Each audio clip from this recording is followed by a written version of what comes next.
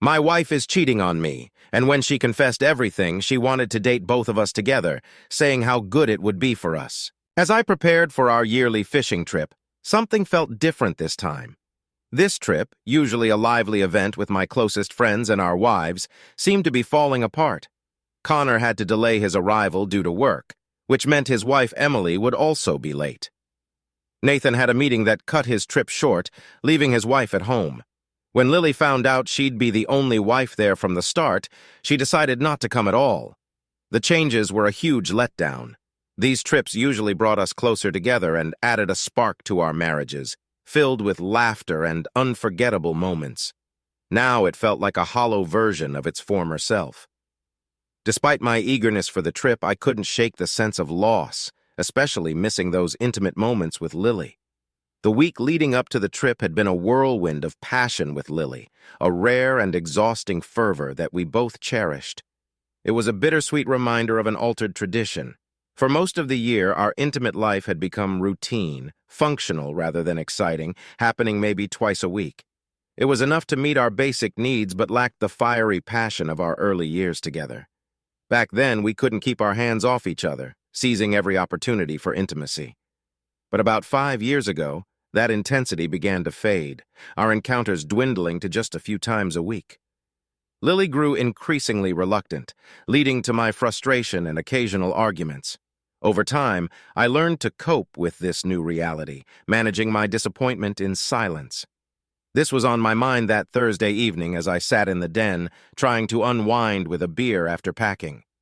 Lily was upstairs, putting the kids to bed, a routine as ingrained in our lives as our altered, intimate dynamics. After a while, I heard her come downstairs and head into the kitchen. She joined me in the den, holding a glass of wine, her face etched with concern. "Honey," she started, her tone serious, "we need to talk. I know this might upset you, but please let me finish before you respond. I promise to answer any questions afterward. I should have brought this up months ago, but I needed to sort out my thoughts first." Her earnestness hinted at the gravity of the situation. An inexplicable fear surged through me. Lily's demeanor was both apologetic and determined, indicating she was about to drop a bombshell. After a deep breath and a sip of wine, she continued, "Our intimate life has been fulfilling for either of us, Michael. I love you deeply, but the excitement we once shared is gone. You're an amazing father, a great provider, and a true friend. But I need more than what we have physically." My anger flared. What was she getting at? I thought the past week had reignited something between us. Just as I was about to speak, Lily raised her hand to stop me. "Michael, you promised to let me finish. Please, just listen." I gritted my teeth, forcing myself to stay quiet, my frustration mounting. "There's someone else," she said.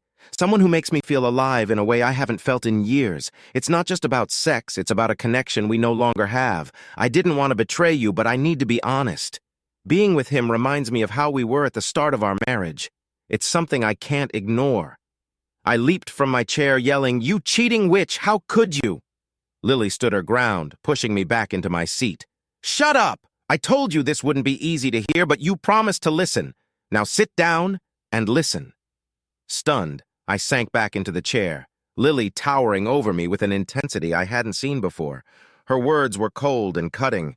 "I've spoken with Nathan about the divorce laws. If we split, it won't be in your favor. You'll lose a low alimony, child support, custody of the kids, the house. Half of our savings and your retirement fund will be mine. You'd barely have enough to live on, let alone keep up your current lifestyle. Our kids would suffer too. For their sake and yours, you need to accept my decision. I still care about you, but our life won't change much on the surface. He'll be here, just not exclusively. I need time with him too." As her words sank in, disbelief and anger washed over me. Lily returned to her seat, the silence in the room oppressive. Finding my voice, I spoke, my hurt and anger barely contained. "I can't believe this. After everything, how could you betray me like this? How long has this been going on? Who is he?" Lily, her patience wearing thin, responded, "Insults won't solve anything, Michael. I hope you can move past this and we can continue as we have been. This is our new reality. I can't tell you how long I've been cheating or where it happens or who I'm involved with. None of that is your business. If you start poking around, you'll face consequences you won't like. I'm done hiding my affair. The sneaking around is too much, and I need to be honest. I want to be clear about when I go out so you can watch the kids, but I won't reveal his identity to avoid any trouble. If you try to harm him or me, it won't end well, especially for the kids. If you try to interfere, there will be severe repercussions. I sat there, stunned, as Lily coldly revealed her affair. She was confident and seemed to have rehearsed this moment. She had a response for everything I said. I considered canceling my trip to deal with this mess, but Lily grabbed my hand as I reached for my phone. With an icy stare, Lily said, "No, you're going on this trip. The kids will stay with your parents as planned. I don't want you here for the next 2 weeks to cause trouble or find out who I'm with. You need this time away to process everything. You're going on this trip, and you won't like the consequences if you don't. My friends and I have everything covered. We have sources everywhere you might go. If you try to uncover my lover's identity or disrupt our lives, you'll face serious consequences. Accept that my plan is what's best for me. If you cooperate, it'll ensure your life continues as usual." Lily walked to her desk, retrieved a thick envelope, and handed it to me. "Here, read this so you'll believe me. We have a written report of all your actions for the past month. We've documented everything. If you interfere with my plan, well, no, and I won't go easy on you. Now, I'm heading to bed. If you want any intimacy tonight, come up. Not much has to change unless you cause trouble." I sat there in disbelief. Who was this woman? What happened to my wife? I thought I knew her, but now she revealed herself as deceitful and unfaithful. I watched her go upstairs, her hips swaying seductively. She knew she looked amazing and was using it tonight, but for once it didn't affect me at all. Finally, I opened the envelope and started reading. I was shocked. The report was incredibly detailed, capturing things I'd forgotten. It seemed like someone had been monitoring my every move, noting even minor incidents. The report even recorded my glances at other women, something that felt perfectly natural to me. The thoroughness of this report made me suspect that someone wealthy or well-connected was behind it, given its detail and scope. It included private details, even conversations I thought were confidential. This made me wonder if I was being bugged. As I pondered my next steps, particularly how to leave my cheating wife without getting burned in a divorce, I realized I needed advice. My lifelong friends, who had a complicated history with Lily and me, seemed like the logical choice. But then a chilling thought hit me. What if Lily was involved with one of them? Seeking their counsel could backfire spectacularly if the traitor was among them, sabotaging my plans before they even began. Just as I was lost in thought, Lily called out from the top of the stairs, provocatively suggesting I join her in bed instead of brooding alone. She then retreated to our bedroom, leaving me with my next move in this tangled situation. I never did go to bed. I spent the night on the couch in the den. Lily woke me up early as she started making breakfast. She was furious and made sure I knew it. "Get up, Michael. You need to clean up and get ready for work before the kids notice you didn't sleep in your own room last night. When you come back in 2 weeks, I expect you to act normal. If you mess things up for the family, I've already warned you about the consequences. I'm willing to meet your needs sometimes, but you need to do your part too. Just so you know, if you find another woman, I'm filing for divorce." I could feel my anger boiling over. I yelled, "What's going on? You can cheat and think it's fine, but I can't do the same? Not that I want to, but why is it okay for you and not for me?" Lily smirked and replied, "Come on, Michael. We both know you're satisfied with what you get from me. If you go looking for someone else, it is just to get back at me. I only seek outside the marriage because you're not meeting my needs as a husband. If you could give me what I need, I wouldn't have to look elsewhere, and I expect the same from you." I stammered, so furious I could barely speak. Finally, I managed to say, "I can't believe this. You never once told me you needed more or wanted to try something different in bed. You never asked me to do anything we don't normally do. How was I supposed to know you wanted something else if you never told me? I always made sure you were satisfied. Most of the time, you had multiple orgasms before we were done. How could I know something was missing when you acted like everything was fine and I was happy?" Lily stood there and then said, "Well, if you're asking now, you're really clueless, huh? It's not just about quantity, dear, it's about quality. You never learned how to please me, and I realized you never would." So I started getting what I needed elsewhere. Now get dressed. I'm tired of hearing you complain. I went upstairs and went through my usual morning routine. We had a quiet breakfast, and when our son Charlie asked what was wrong, I started to explain, but Lily interrupted, saying, "Your father's just dealing with a little issue. He'll be fine after his vacation." She shot me a glare before focusing on her breakfast. I decided to ignore Lily's orders and cancel my trip with the guys. We were supposed to leave straight from work and meet up at our usual spot, Denny's, to head out together. I had my F-150 truck all set to load our gear. Justin would ride with me while Nathan would take his car since he had to return midweek. I called Justin to let him know I had to back out due to some urgent issues and even offered my truck for their use. Justin, however, wasn't having it. "Michael, no way. Lily already called me and warned me you might try to cancel. She said you've been stressed but confirmed with your secretary that you have no pressing engagements. I promised her I'd make sure you come on this trip. If I have to, I'll drag you there myself. You're coming, end of story." I wanted to protest but felt a jolt of paranoia. Was Justin in on this with Lily? She claimed she was leaving this weekend, and Justin was set to join me, but then Connor was staying home and joining midweek. Could it be him or someone else entirely? I felt trapped and needed a new plan.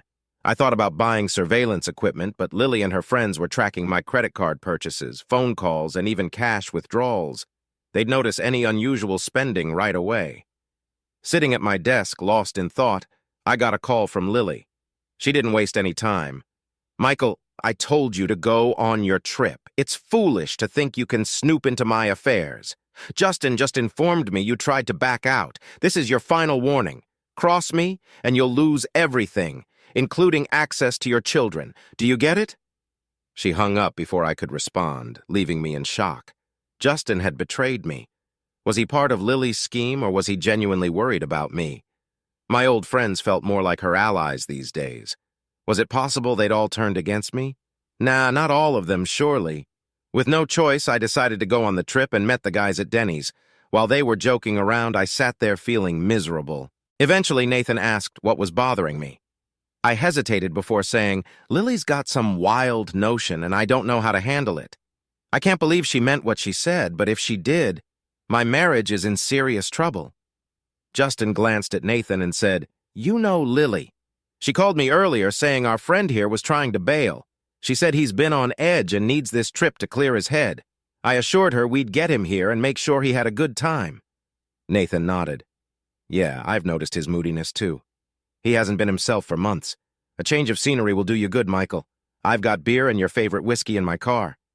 Turning to me, he added, "Nothing used to stop us from enjoying our cabin time. Sure, the ladies won't be there, but we'll have more drinks and stories." We set off for the fishing spot by the stream, a short 2-hour drive. We arrived in time for some serious drinking before bed. The next morning, the guys insisted on fishing, so we headed out. Fishing helped distract me, but thoughts of Lily kept creeping back. I couldn't shake the doubts about her words. Instead of focusing, I let the guys persuade me to keep drinking.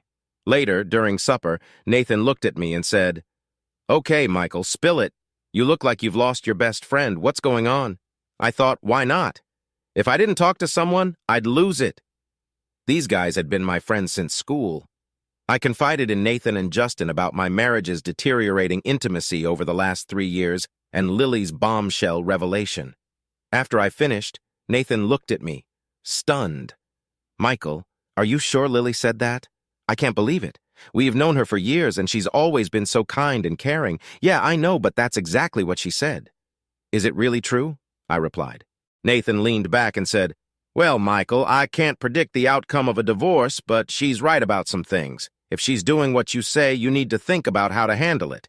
If she's being discreet, consider whether breaking up the family is worth the emotional toll on everyone. In custody battles, courts usually favor the mother unless she's proven unfit. You'd likely lose custody. It's true you'd have to support the kids until they're grown, including college expenses. Since she doesn't work, you'd pay alimony until she remarries. You might lose your home, either giving it to her or selling it and splitting the money. You'd also share your savings and retirement funds. Child support formulas heavily burden the supporting parent. Expect to lose a big chunk of your income. You'd also need to provide health care for the kids." I was floored. Hearing my attorney friend spell it out was worse than Lily's warnings. I need to know who she's with.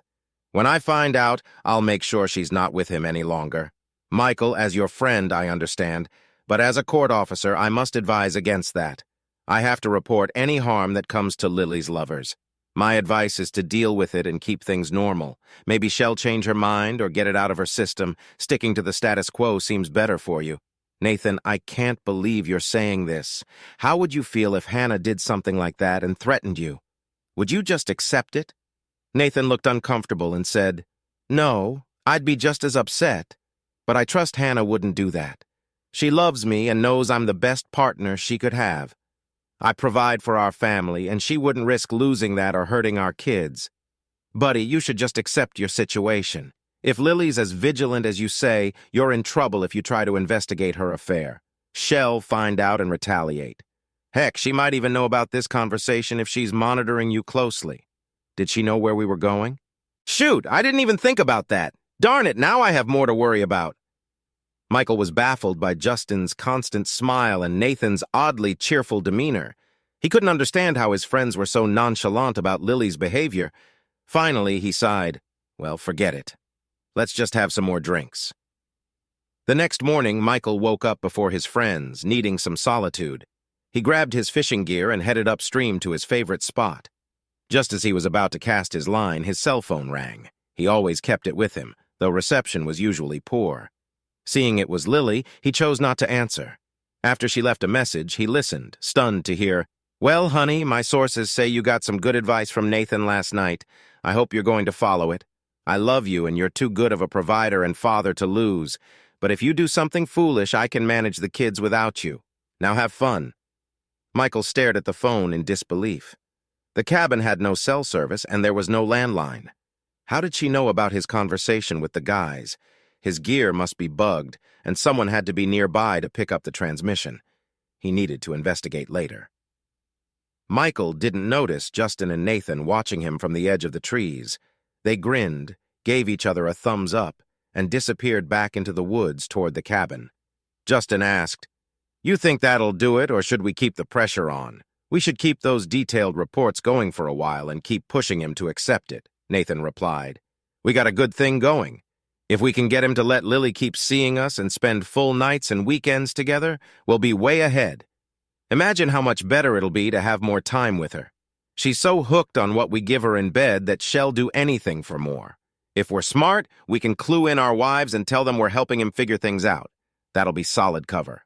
Michael fished until nearly noon, but his mind wasn't on it. He spent most of his time pondering his marriage, trying to figure out how to uncover Lily's affair and end it. He knew he couldn't act until he found out who, when, where, and why. On a cozy Friday evening, Lily and her lover shared a quiet, intimate moment after preparing for a weekend at the cabin. They finally had some time to themselves. Feeling playful, Lily handed him a drink and sat close.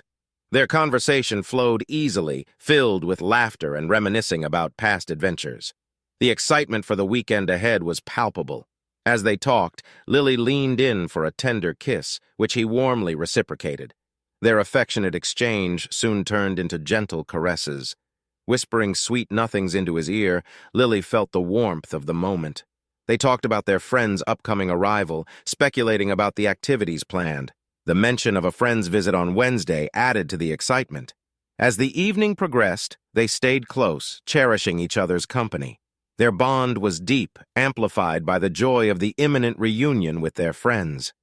In that moment, they savored the simple pleasure of companionship and the anticipation of good times ahead. Lily exclaimed, "Oh God, I've been craving this for so long. I can't wait for the others to arrive. Isn't Nathan supposed to be here early Wednesday?" "Yeah, baby. Then you'll have both of us for 2 whole nights before I have to help babysit your loving hubby," he replied. "Oh God, I'll be so relieved when we can all 3 be together at once. Just being with 1 or 2 of you at a time has been tough. After what you've done to me, there's no way Michael alone can satisfy me anymore. Do you think we've covered everything? I adore him, and he's a wonderful provider and father. I don't want to lose him. Yeah, I think we can keep him in check. I just hope Michael doesn't start confiding in our wives and causing trouble."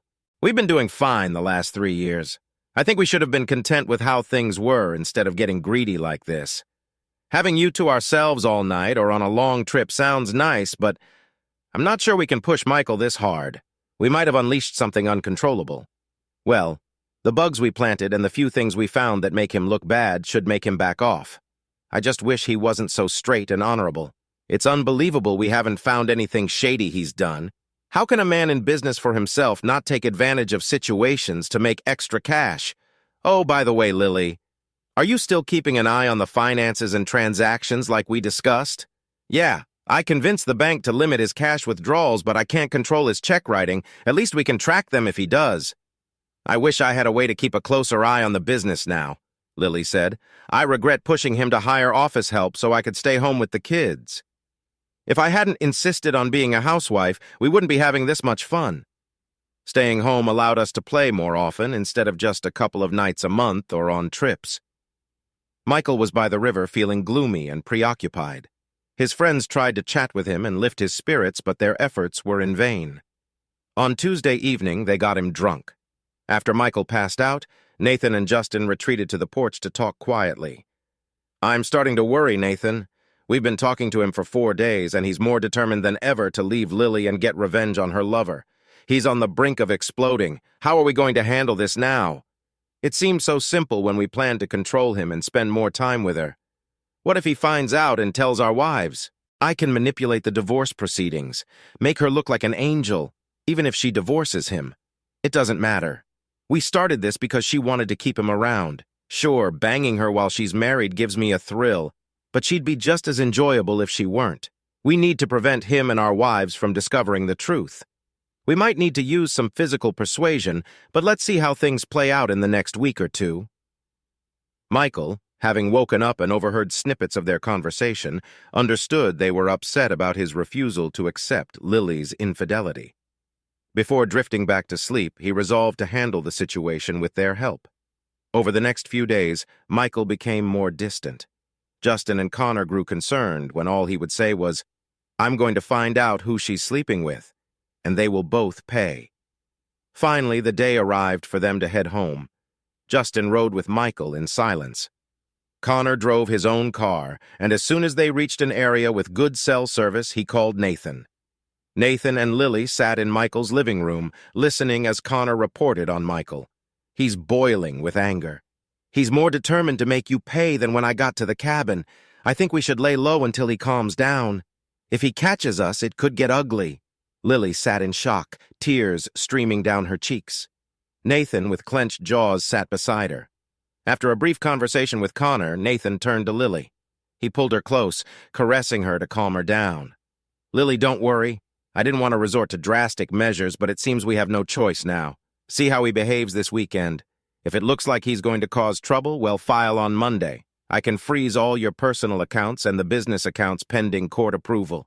We can convince the judge that he might drain your accounts and ruin the business if we don't take control. Michael came home late on Friday night and found Lily in the living room, looking disheveled and upset, wearing one of his shirts.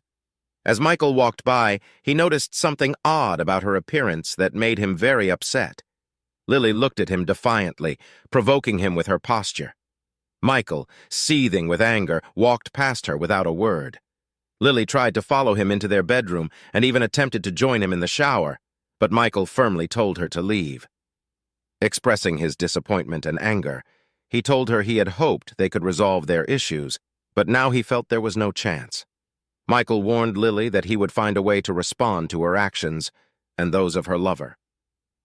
After getting himself together, Michael quickly packed his things into his truck, going back and forth from the house. While packing, he overheard Lily on the phone. One of the last things he tried to do before leaving was transfer money from their joint bank accounts, but he discovered he was locked out because the password had been changed. This made him even angrier. Turning around, he saw Lily watching him, adding to his frustration. Lily appeared remorseful as she spoke. I hoped you'd come to your senses and we wouldn't reach this point. You're making a grave mistake. I love you more than any man I've ever known. I don't want to lose you. If you persist, you'll risk losing the business and everything we've built. Just so you know, I've hired Nathan as my lawyer. I just spoke with him and informed him of your behavior. Hell be in touch. Michael was stunned. He knew Nathan was also her friend, but he had been Michael's attorney since he started practicing law. He couldn't believe Nathan would betray him like this.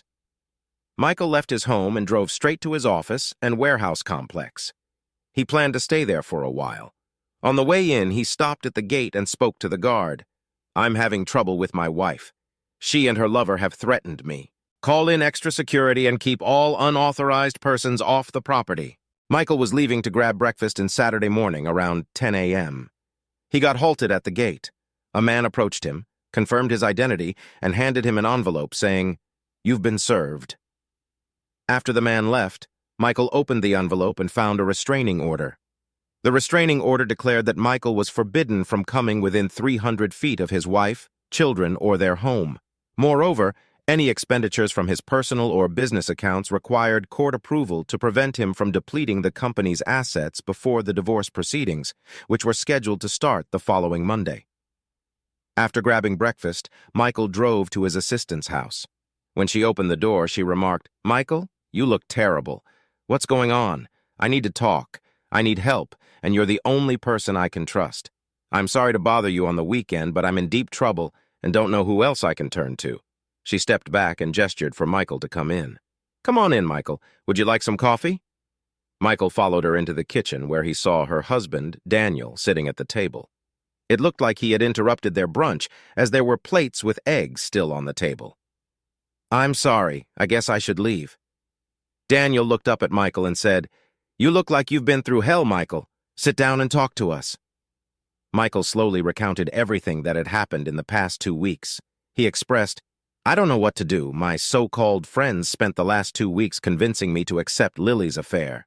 They argued that since it's been going on for years and I didn't notice, why disrupt things now? And now Nathan, my former best friend, is representing Lily and tying me up in legal complications. I can't even spend money without court approval, and I can't get that until at least Monday. All my credit cards were declined when I tried to pay for breakfast. I'm cut off, and I don't even have enough money for a meal." Susan leaned back, clearly shocked. "Michael, I can't believe Lily would do this to you." She turned to her husband, Daniel. "We have to help him out." Daniel nodded in agreement. Michael sat at the table feeling a mix of anger, helplessness, and a burning desire for retribution. Daniel pondered for a moment before saying, "If what you say is true, you need serious help. I just hope you're not being monitored. Come with me." They headed downstairs into the basement, stopping at the bottom of the stairs. Daniel instructed, "Strip down and give me your clothes. There's a shower over there. I'll bring you some of my clothes to wear. I'll take yours to the front door. After you've cleaned up, we'll talk. I doubt there's a bug in our house, but they might have followed you and planted a listening device outside." Michael changed into some old sweatpants belonging to Daniel. Then all three of them retreated into a cement storm shelter beneath the stairway. He felt ridiculous as he began to speak, but Daniel and Susan reassured him. They spent the next hour communicating through written notes, meticulously planning their course of action. After considering all possible scenarios, Daniel left to contact individuals who could assist Michael. They agreed that Michael would have minimal interaction with these contacts, and Daniel and Susan would lend him the necessary funds to start his investigation. They also planned to monitor Lily and Michael's 3 friends for a while. On Sunday, Michael, Daniel, and Susan decided to have lunch together, enjoying each other's company and sharing some much-needed laughter. Meanwhile, Lily hosted a meeting at her house with Nathan, Connor, and Justin to discuss their next moves. After their meeting concluded, they relaxed and shared their thoughts. Justin, looking troubled, broke the silence. "I'm not feeling good about all this," he admitted. "I'm not sure it was smart to meet today. What if Michael finds out we were here? Maybe we should lie low until we figure things out. We had a stable situation for over 3 years, and pushing the boundaries now seems risky. I'm worried this could blow up in our faces." He continued to voice his concerns about their recent actions and Michael's behavior, especially his time with his secretary and her husband. Although their surveillance hadn't picked up anything suspicious, he was still uneasy about the potential fallout. "Stop worrying. We've got Michael completely under control," Nathan reassured him. "He can't access any money, and we're monitoring his every move.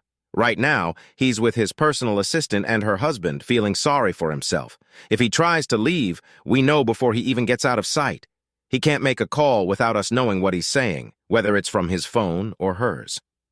On Monday morning, Michael started searching for a new attorney. It was a challenge because Nathan had been his legal counsel for years, but now he needed someone else. Eventually, he decided to hire Claire Jones, who impressed him during the interview and came highly recommended.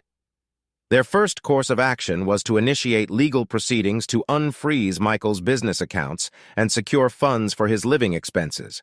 They also hired another private investigator firm to monitor Lily. Michael authorized wiretaps on his house and video surveillance. Furthermore, he gave Claire the green light to start divorce proceedings based on adultery. Later that evening, Daniel handed Michael the footage captured the previous day. Michael was devastated to discover that Lily was involved with all three of his friends. His anger burned hotter than ever, but now he knew who he was up against. The following morning, he went to his office and made 5 copies of the CD. He distributed one to each of his friends' wives, one to his attorney, kept one for himself, and placed the original in a safe deposit box.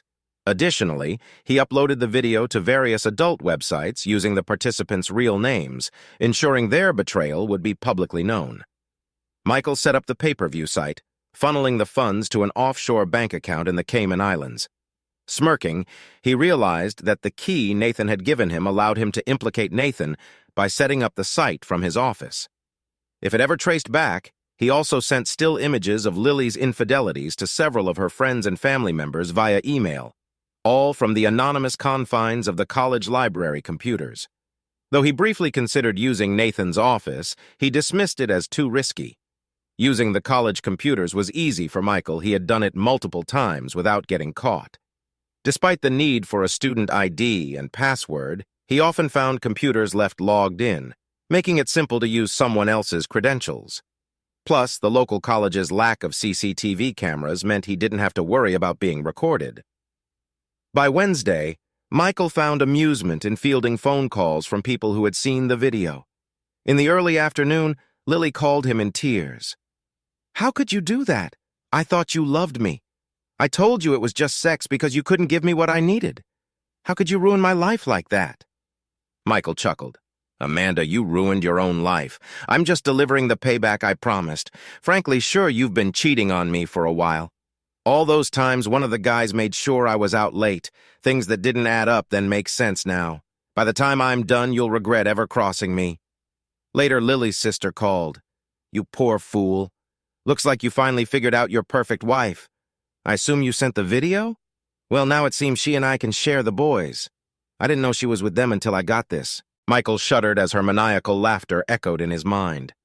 Then Nathan called, and as soon as Michael answered, Nathan started yelling. Michael played along, keeping him on the line for almost 15 minutes. Nathan spewed threats of physical and legal harm. "You jerk!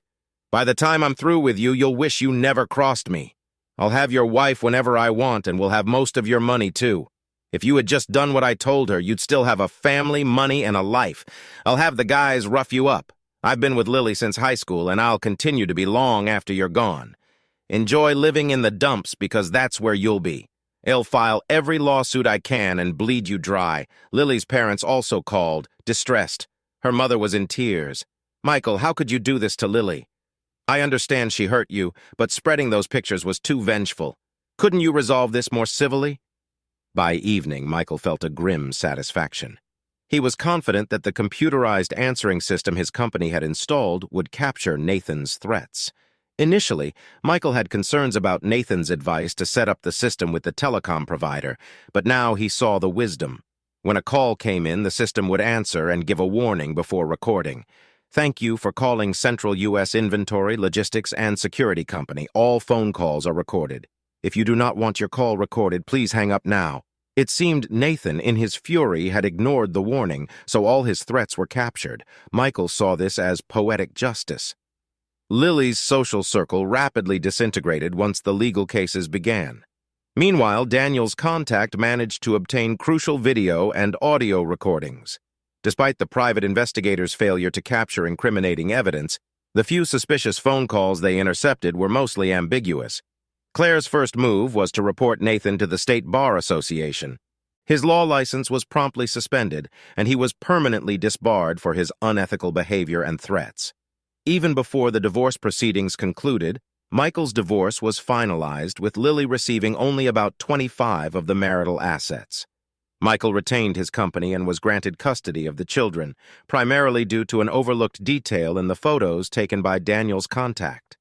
Among the images of Lily and her lovers was a picture showing a child peeking through the patio door, witnessing the affair. This crucial evidence sealed the custody decision in Michael's favor. When the judge reviewed the damning evidence, he granted Michael full custody of the children. Additionally, Michael's lawsuit against Nathan resulted in a $1.3 million damages award for breaching attorney-client privilege and engaging in misconduct while representing Lily. Nathan faced severe repercussions for his unethical relationship with Lily, leading to hefty fines imposed by the state. As Michael's legal campaign progressed, Nathan's financial situation crumbled, pushing him to the brink of bankruptcy. Meanwhile, Hannah, Nathan's wife, drained the remainder of their marital assets during their divorce. Emily, Connor's wife, similarly claimed a significant portion of his assets. Surprisingly, Justin and Sophie remained together. As it turned out, Sophie had willingly participated in the group's escapades. However, Justin became increasingly dissatisfied with his friend's ongoing exploitation of Sophie. When Nathan and Connor moved in with Justin after being kicked out of their homes, tensions flared. One evening, Connor's pent-up frustration led to a violent brawl where he assaulted both Nathan and Justin. Connor ended up in the hospital with severe injuries, and both he and Nathan were later convicted and sentenced to a year in jail. Consequently, Justin and Sophie's marriage ended as well.